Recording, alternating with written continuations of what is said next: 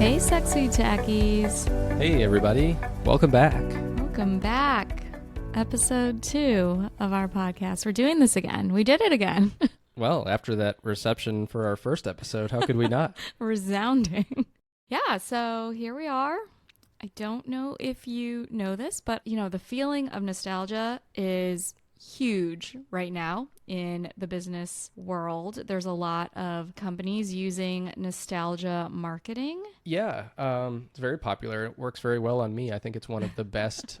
I like to think that like ads don't have very much of an effect on me, but if any of them do, it's the ones that trigger memories from childhood or, what we all consider like the good old days. Absolutely. Yeah, I know. Like, I think so. Nostalgia, when you think about it, it's like this twinge, this feeling in your heart that transports you back to a really significant time in your life. And it can be triggered by smells, song, music, visual cues that really takes you back. So, you look at some brands that use nostalgia marketing, and there's different ways that businesses and brands can do nostalgia marketing. There's like retro product designs. So, like Nike re-releasing their original designs, take some like sneakerheads back to like the old school Nike. There's bars that do like a throwback to like the Sandlot times, and then they'll have like the Sandlot guys like come back, and it's just like very like 50s or 60s. I don't remember, but I see those guys on social media, and I get the feeling they love anytime anybody references the Sandlot or anytime they can do any sort of event. It's their glory days. Yeah, it takes them back. But when it comes to like marketing around a specific time period, it makes me think of some companies that have those nostalgic commercials that bring you back to like different holidays. Publix does a really great job around the holiday Christmas time, having everybody around the table and all cooking together. Yeah, I usually look over and see you crying during those commercials. Always that and Hallmark and and so when I think about the business of nostalgia, one company like really came to mind that I wanted to like do some more research on, but that was, do you remember Timehop, the app? Yes, although I don't know if I had the app or I'm just thinking of like a Facebook feature. Yeah. But so Timehop was before Facebook Memories, just to put that out there. They were the original creators of having a social media presence about looking backwards instead of what all social media was about at the time, which was what I'm doing right now, like what I'm currently doing. I mean, your news feed is built off of what currently is happening. If anything that happened an hour ago is already at the bottom of your news feed. Right. So this is the first thing that, allowed people to look back at what they were doing. So yeah, in like an easy sort of way, because I mean, we had Facebook. We were in college when Facebook launched, right? And we were probably one of the first 10 or 20 schools that Facebook launched at. So thinking back, we've had Facebook since 2003 or 4, whenever it launched, 2004, I think. Yeah. So just with the number of pictures and wall posts and whatever else status message updates that you used to do, it's almost impossible to go back and look at that stuff. And certainly nobody does it, or very few people do it purposefully. Yeah. No, it's super cool. I mean, I want to just kind of spotlight how Timehop came about, because this guy, so Jonathan Wegener, it was the founder and creator of Timehop, and just looking back at some of the things that he did earlier on, he's just this really creative genius. So he graduated from Columbia University, but before all of that, he was always so passionate about programming, about, writing code, developing websites for just really random but like creative things. So for instance, like when he was like in high school or college, he wrote a website to help people download South Park bootleg episodes when South Park first came out. But also in high school, he started a website, and apparently it's still active today. It's called stopthespin.org.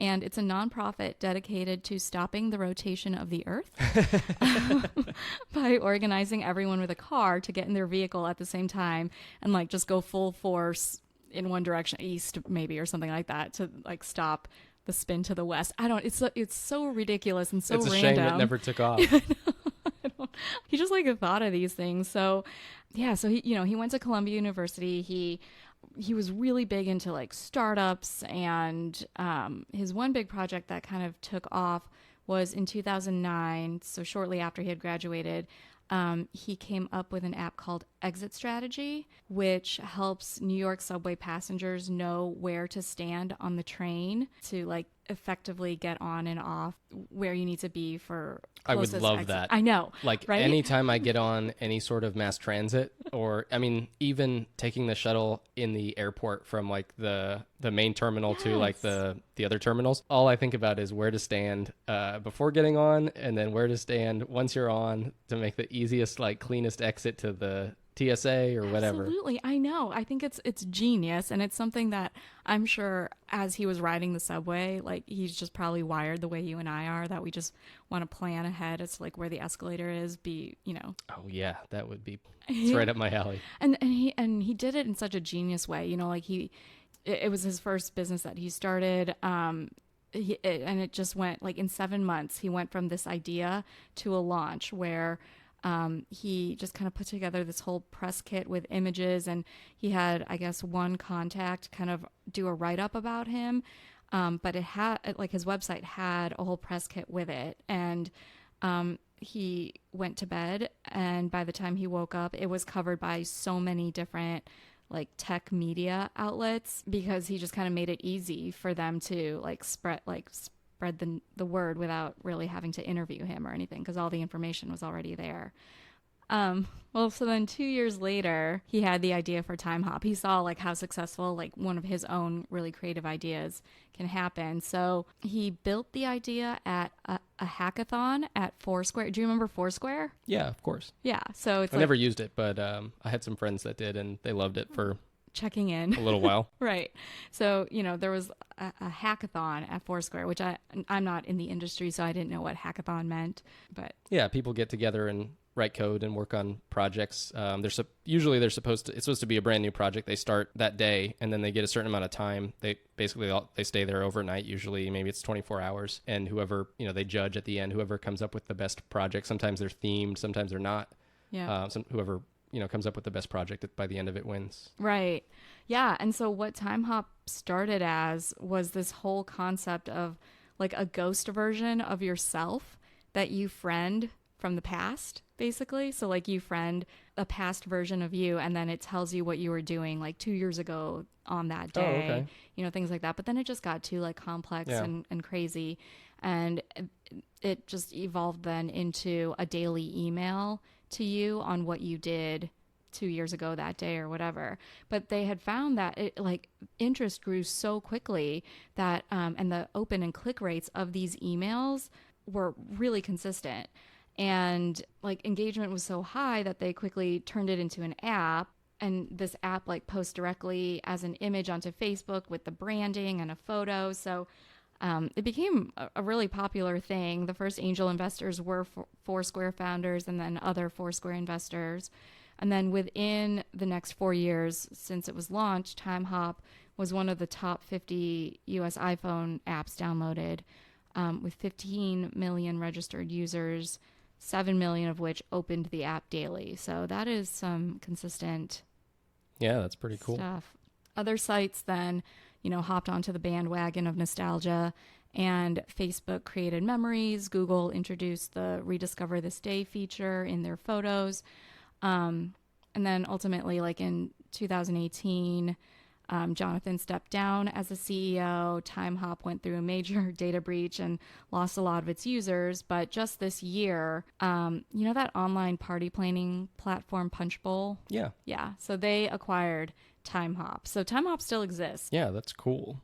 It's a little different from like the random nostalgia though that you get when you're out and about. Like, to me, it's a slightly different feeling from like when you just happen to smell something that reminds you of, something from your past, like childhood or something like that, or you hear a song and you are taken back to like the first time that you heard that song, right. even though you haven't heard that song in 20 years or whatever. Yeah. It's kind of like that, but it's not quite as cool.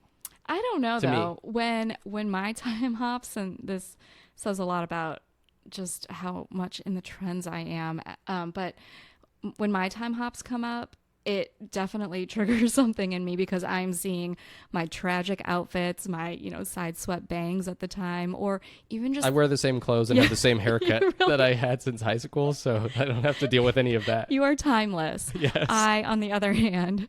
So I read about a study on nostalgia, actually, and they had a group of random participants, and they played songs for each of them that they created a playlist of old songs that these people liked. Yeah. And they surveyed them before and after. And what they found was afterwards, they had a boost in self-esteem as well as optimism, almost like reminding them of some of their happier memories from the past made them more optimistic about their future. Oh my gosh. Yeah, I thought that was really interesting. That must be why when I really need to hunker down and get a lot of work done, I choose to put on an NSYNC playlist because it probably gets me more optimistic and excited and just in a better mood, maybe. I mean, it makes sense. The research supports it. Okay, so think back to Ponce de Leon. Do you remember him from history class at Yes. all? Okay. Oh, yes. Okay. What do you remember about him? Fountain of Youth. Yes, which may or may not be entirely a myth that he was searching for the Fountain of Youth. Kind of heard that, yeah. Yeah, but that's what we learned in history class. So I think it was in the 1500s, he supposedly was out looking for this mythical Fountain of Youth in St. Augustine, Florida, right? Yes. That's where allegedly he thought that it was, right. that they would find it. That's where everyone's drinking from. Okay, so there's been a lot of cool stuff in the news lately about startups that are trying to either prolong our lifespans, the human lifespan, or reverse aging, basically. They're kind of called these live forever startups. So these billionaires, basically, or at least hundreds of millionaires, are funding several startups that are trying to essentially find the Fountain of Youth without actually finding a physical location where there's water that will make you live forever. But they are funding these companies that are doing a lot of research into different ways to extend our lifespans. Oh, okay. Or even reverse aging. Oh. Which is pretty cool. Tell me more. Yeah. So one of the companies is called Retro Biosciences. Sam Altman, who is the CEO of OpenAI, he's a former partner and also former president of Y Combinator. Mm-hmm. He invested $180 million himself into this company, which is the entire round of, that's all of their funding that they've received. Wow. So far. Their goal, at least at the onset, is to try and add an average of 10 years to the human lifespan. Wow, 10 years. How are they doing that? Well, they're trying to at this point. They've only been at it for, I think, a few years, but they've got enough funding to take them to 2030. But what I found really interesting was what got Sam Altman excited about this space was reading articles about how some scientists had taken an old mouse and a young mouse and they sewed them together. And by being together, so they were transferring blood, like young blood and old blood, the older mouse started to have characteristics of a younger mouse. So essentially he kind of reverse aged by cycling with the younger mouse. That's probably not something that humans would be up for. Being sewn together. Yeah.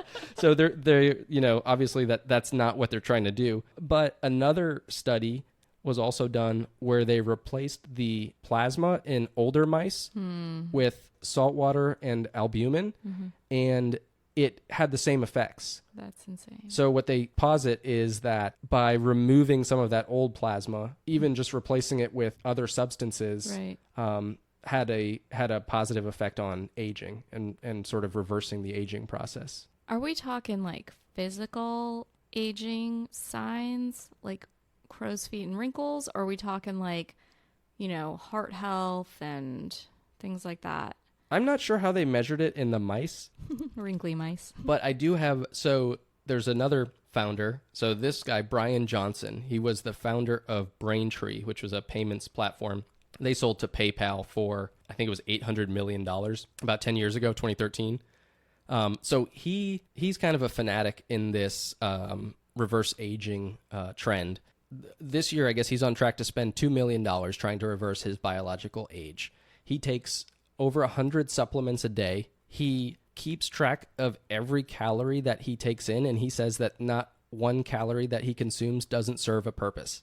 So he takes it to the extreme. Right. He also eats, his meal schedules are nuts. Like he eats his last meal of the day by 11 in the morning. He's done eating No. by 11 a.m. Hangry. I can't.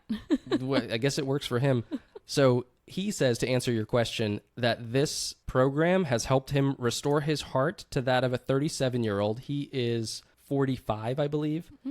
Tightened his skin to that of a 28-year-old. Get out. Although I saw a picture of him, it looks more like Botox to me than like a normal 28-year-old skin, and brought his lung capacity back to that of an 18-year-old. Okay. So it's both internal and external aging fixes. I don't know. I don't know if I would trade smooth skin for being hangry. I don't think you'd want me to do that. Well, I mean, he doesn't say that he's hangry. I think he's figured out how to do this correctly. He also eats an insane amount of vegetables. I think almost all of his food comes from vegetables. Okay. I mean, I could do that. I don't think I could do that. I don't know. I really like steak. I mean, part of this is quality of life, right? It would have to be a significant number of years, right, to impact your quality of life to that degree where you're not enjoying. And maybe he enjoys this stuff. I wouldn't enjoy eating all my meals by 11 a.m.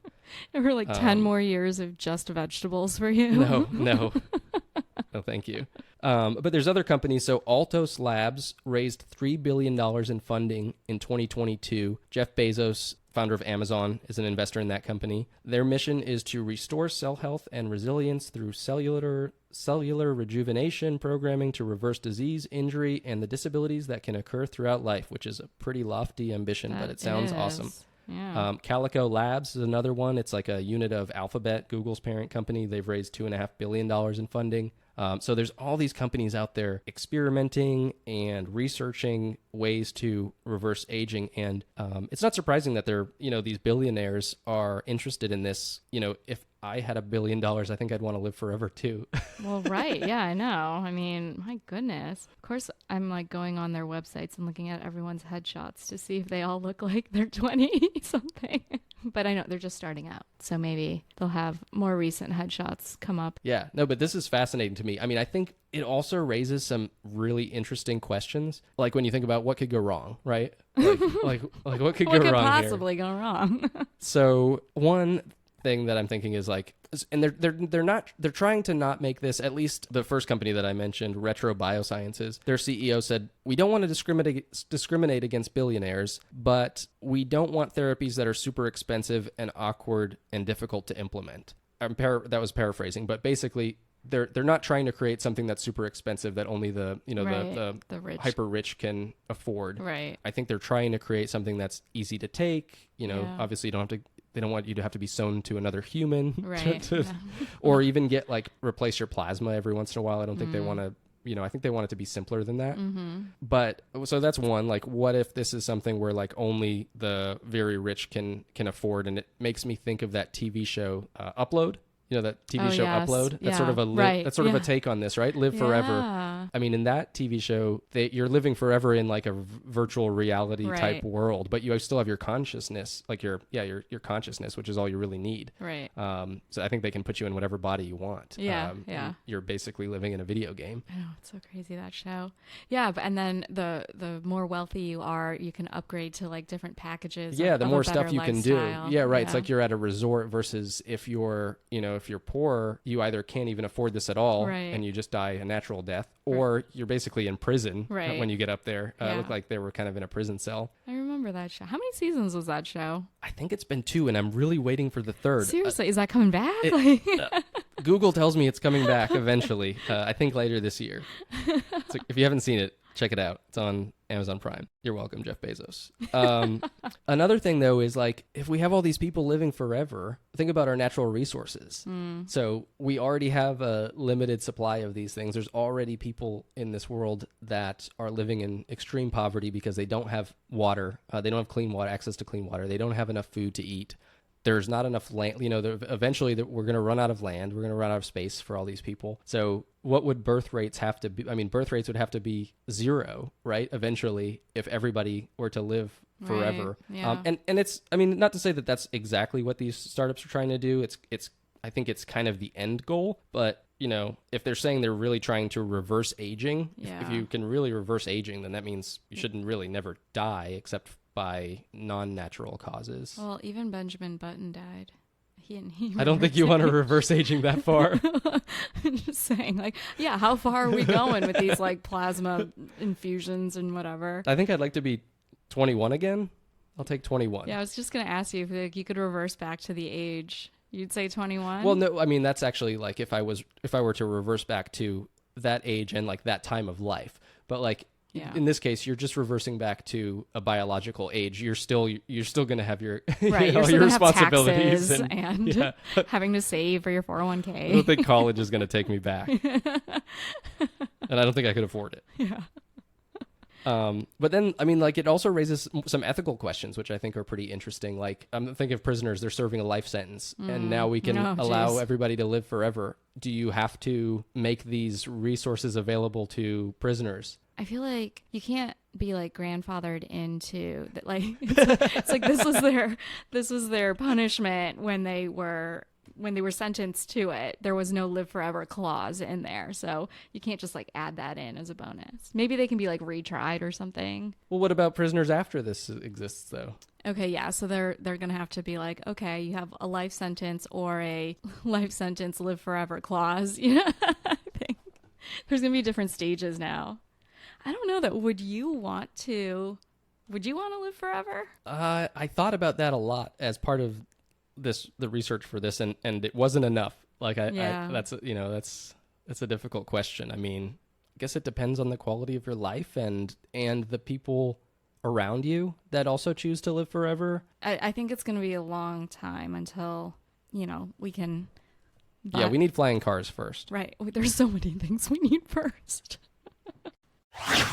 Okay, May. What's the one thing Americans may love even more than a Taylor Swift concert? Hot dogs, French fries, hamburgers. Sorry, I'm hungry. What about sex? Oh, I don't know. But apparently sex without birth control. Because did you know that about 50% of all pregnancies in the U.S. are unplanned? Oh, yeah, okay, I bet. Now, that's a problem now, but imagine how big of a problem that is in a world where humans are going to live much longer, never mind forever. Yeah, right. Okay, so basically we have two options. One is force people to have less sex, which I don't think is going to happen. Not as long as there's men running around the earth, no.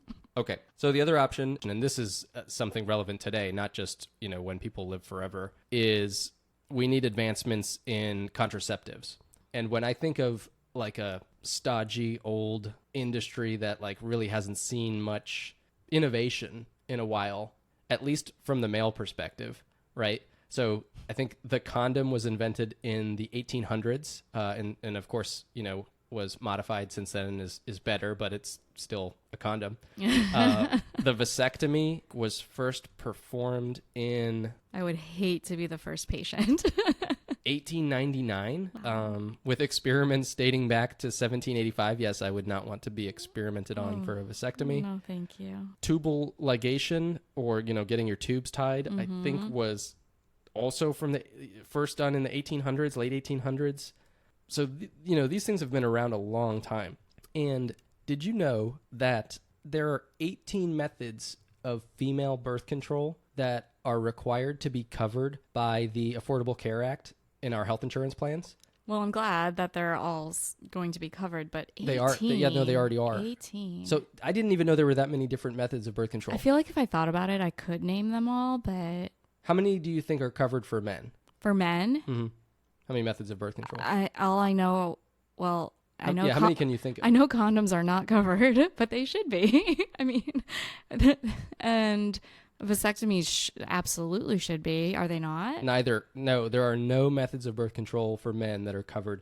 And I did some research on this, and I think I understand why from in a very convoluted sense. Like, I understand the definition of why, but I don't understand the logic, like the reasoning behind why. So vasectomies are not considered preventive service for women since the treatment is for men. Stop. And since the woman is the one in the relationship that actually gets pregnant, you can't treat the man to prevent the pregnancy. Okay, but pregnancy has a part of a man. I'm just telling you what I think they're saying as the reason why male contraceptives are not covered by the Affordable Care Act, and it makes absolutely no sense. No. But anyway. Because is there another purpose to getting a vasectomy besides contraception, like not getting pregnant? Not that I can think of. I can't either, so... Some sort of really sick fetish. The vasectomy OnlyFans. So there's been a really interesting innovation, or at least the promise of an interesting innovation in the male contraceptives market. Okay, that's exciting. It is. So as we covered right now, there are essentially two options for men, condoms and vasectomies, right? Other than that, it's entirely up to the female partner to prevent a pregnancy. That is a lot of responsibility. Right. Yeah. And the two options that men have, one of them is not that great. Nobody, especially married adults, nobody really cares for condoms, right? Like that's not a thing that most married couples use. And I'm just using married couples because usually you don't have to worry about sexually transmitted infections or diseases as a married couple. So you're not concerned about that aspect of a condom and like the protection that it offers. You really just care about not getting pregnant when you don't want to. Right. And then the other option is a vasectomy. Vasectomies are actually incredibly effective, relatively cheap. I think they're, $600 or so. No way. On average. Yeah. Relatively safe procedures. Although from the research, there's somewhere between a 2 and 16% chance of developing some sort of chronic pain from a vasectomy. Oh, poor babies. So anyway, and it's also just, not something that every man wants to do. Right. So I was doing some research on this because I was thinking to myself, what if I could take a pill that could prevent me from impregnating my beautiful wife so that I didn't always have to remind her to take a pill. It is so daunting. Yes. And I do realize that there's 17 other ways that like I could prevent, but again, the onus is on me and I have way too much in my head already and on my plate to think about that. So yeah, do it. What is it? All right. So a team that was funded by the NIH developed a compound which is taken by males. And what it does is, when a male ejaculates, what the sperm does is they begin beating their tails vigorously, right? Yeah. To try and find their home, their new home. Yes. So that hopefully one of them can reach the egg, swim upstream, fertilize that egg. So what's been discovered is there's this enzyme called soluble adenylyl cyclase, SAC. We'll just call it SAC because I'm not sure if I'm saying that correctly. That enzyme is actually needed to trigger this behavior of the beating of the tail. Okay. So without that enzyme, the tail can't beat. Okay. So there are actually some men who are infertile naturally because they lack that enzyme. Okay. So what this team did is they developed this compound which essentially inactivates the SAC. So the sperm cannot wag their little tails and make it to the egg. And what they did is they tested this in male mice. We're always talking about mice. There are little test subjects for some reason. Those mice. Before they paired with a female, before they both swiped right. They did. They both swiped right. Those little cheeky mice. Yeah. getting their mouse on. Exactly. And so they were still able to enjoy it. There were no impacts. Yes. Oh, good. No, the mice did not report any impacts on their sexual performance, neither the male or the female, because I think they surveyed them afterwards. Yes, right. And what they found was that the sperm remained immobile after the male mice, ingested this compound. So the sperm could not make their way up to the egg. None of the females in the test group got pregnant. Okay. While 30% of the females in the control group got pregnant. Wow. And the other cool thing about this is what they found was fertility was restored only 24 hours after stopping treatment. So okay. all you got to do as a little male mouse is pop one of these pills. Okay. I don't know exactly how far before you want to get it on, but you got to pop one of these pills. Okay. This is not and it's also cool because it's not hormonal. It doesn't affect their hormones, and it's not something they have to be taking for a long period of time, because apparently there are other treatments in the works that require months of being on it before it becomes effective. Right. And same with stopping it. You might have to be off it for a few months before you can become fertile again. This is literally like pop a Tic Tac. Yeah. Freshen your breath. Yeah, it should be minty flavored too, just for everything, because you're about to get it on. You want a breath mint. Yeah, exactly. And like that's true. No tail waggers. Numb those tails so they can't wag. Yeah. And so it's really interesting. There are, so far as of yet, no safety concerns that they've seen in the mice. This is still very far from making it to human trials or anything, but it's a good thing. I mean, I would definitely consider this type of birth control. It's non-permanent. Like a vasectomy is considered a permanent form of birth control, even though it's technically reversible. The statistics show that really only about 50% of the time does the reversal actually allow you to impregnate a woman again. Okay. So what do you think about this? Would you support your male partner that you're looking at choosing this form of birth control over a vasectomy? I mean, honestly, if it worked, absolutely.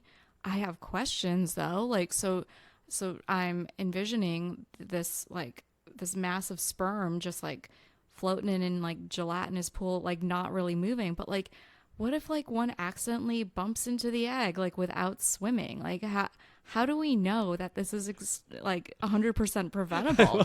Like, I love your questions because like I read a research paper and they didn't answer that question in the paper.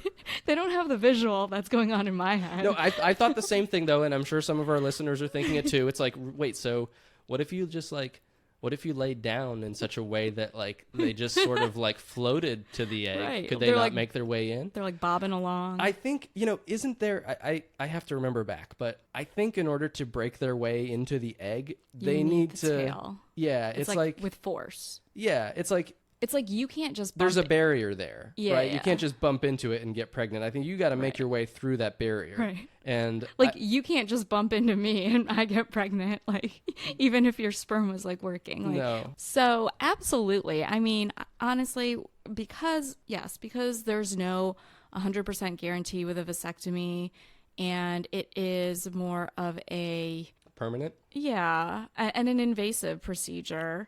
They like to say minimally invasive, but I mean, compared to getting your tubes tied, it's definitely minimally invasive. Right. But it's still invasive nonetheless. Sure. Yeah, I would agree. Over taking a Tic Tac and stopping the tail wags. So yeah, I mean, and again, that does put the onus on not just the woman to worry about not getting pregnant, but it shows character in the man that I care about you, that I don't want you to get pregnant if you don't want to. I would gladly take on some of that responsibility. Yes. Well, I know, because you get all worried. You're like, did you take your pill? And any man should take on that responsibility, right? Like it's the way that birth control has been, and the reason why at least part of the reason why there are 18 methods of birth control for females and 2 for men, is that throughout history, preventing birth has been looked at as the woman's responsibility.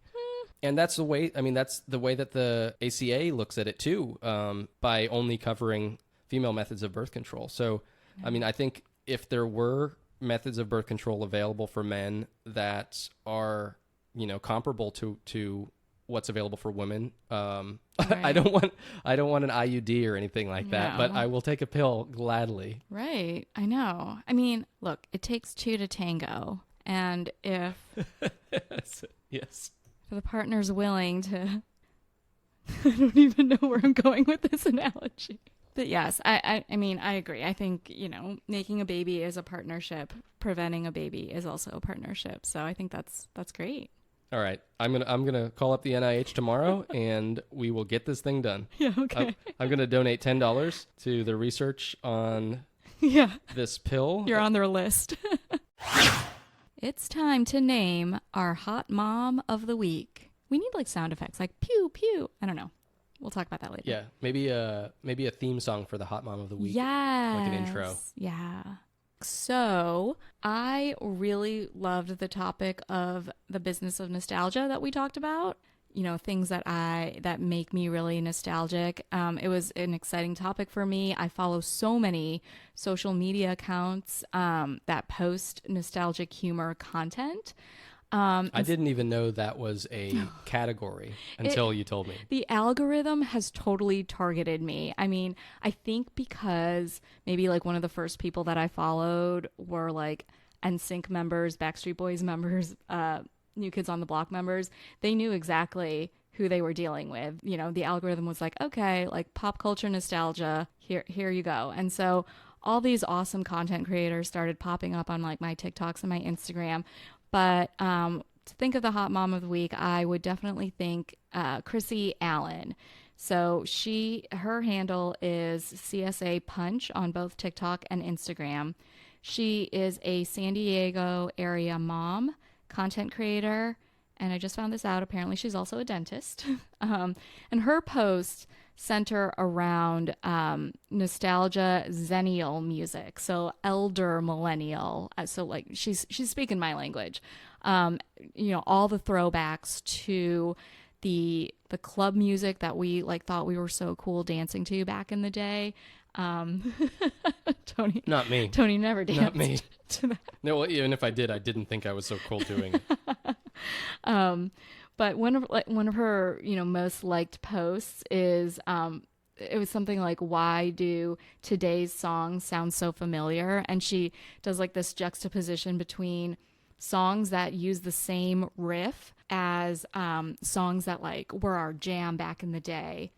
Yeah, so there's one song, and like I don't even know the songs of today that they're referencing, but you know, they have the same riffs as like Mariah Carey's Fantasy, like sweet, sweet fantasy, baby. Oh, yeah. And then there's also another one with, I think, Jump Around, and you know, that little like in the background. Of course. Yeah. Am I doing these songs justice? I don't know. But it, you know, and when you hear these songs, it just gets like your head like bopping and beating. So I just love her content. And she also does things that's like not necessarily like music throwbacks. Like she'll just do this random like humorous thing. It's like, remember when we used to like talk like an alien through an electric fan? It's like things that we used to do when we were younger that didn't make any sense. Or like how it's like, remember when you made your S's like this and it would be the 3 lines and then you connect them to make that bubble S that like everyone did?